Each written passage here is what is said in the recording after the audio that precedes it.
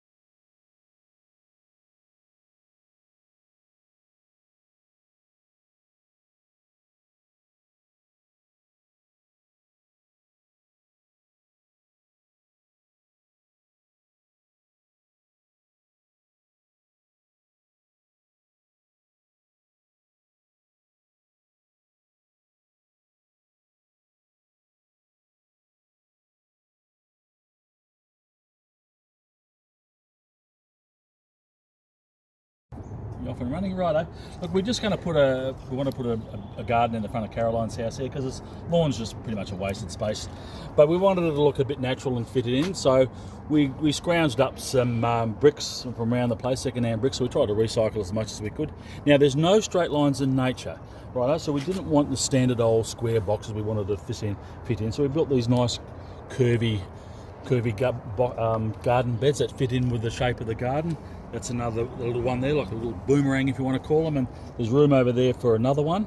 But in this one here, you can see the bricklaying is really rough, but there's a reason for that. The bricklayer was really rough, but it also is a living wall, because there's little spaces in here for all sorts of critters and lizards and that to hide in there, which they will, and they are an important part of a little ecosystem, which is what we're trying to create here. So in here we've got some saltbush in there, it's all hidden away in there. There's some lemon myrtle, there's some cinnamon myrtle in there, there's some finger limes over there hidden amongst all the daisies, but we also put in some lupins out of the goat poo. Now what the lupins do is they're a legume, so they put nitrogen in the soil, so they activate the soil, because you're just putting in soil that's not a lot going on with it, but so you need to fire it up. The soil is a living thing as well, you've got to remember that. So the lupins and the daisies help to get all that going. There's some basil there, there's some parsley, there's some other little melony things, so carrots and all sorts of things in here. Right, so they'll all come out in a month or so, and then it'll be back to the food plants. There's a cinnamon myrtle there. It's hidden away nicely, but it'll be fine. There's some other things we don't know what they are, but Some sort of a flower. it'll. Yes. No, no, that, That's not That's not a that daisy. flower. It's a different one. And they're growing really quick actually. Oh.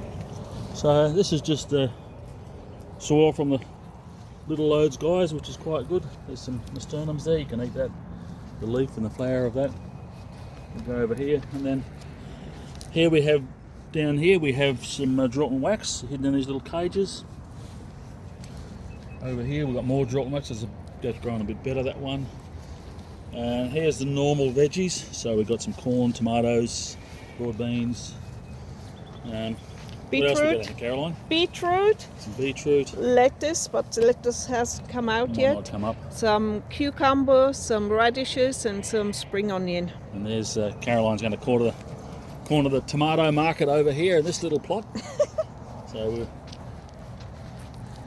we'll be. It's a bit crammed in, but I sent anyway. her to the bunnies to get 6 tomato plants, and we ended up with 19. So she's not very good at doing sums, but we'll get what we get. They're all looking really healthy actually, really good. And there's our little native bushroot section. It's not very big, but there's a nice little selection of native herbs in there. Smells gorgeous. These ones here, this guy here, smells sensational. Right, and this here is our little prize. This guy's a sandalwood we put in about 2 years ago, Yes. and he's gone through the summer. He's going like gangbusters now. Now he was getting overwatered to start with in the summer, so he turned the water off. It wasn't growing anywhere, so we turned the water off, and it just took off. Right, it doubled its size in no time flat. Right, here's another one of our beds. So we've got cherry tomatoes. There's rocket. There's zucchinis in there, so they need the flowers nipped off. So, and again, just beautiful soil from the little loads guys, and everything's just loving it. And one garlic. And a garlic, one little garlic. Okay. And all we've done with these is I've put in 2 light doses of sea salt just to fire up the soil and get things going. And we'll go over here under the trees over here. You'll see the little cages. Well, there's sandalwood growing over there. Okay.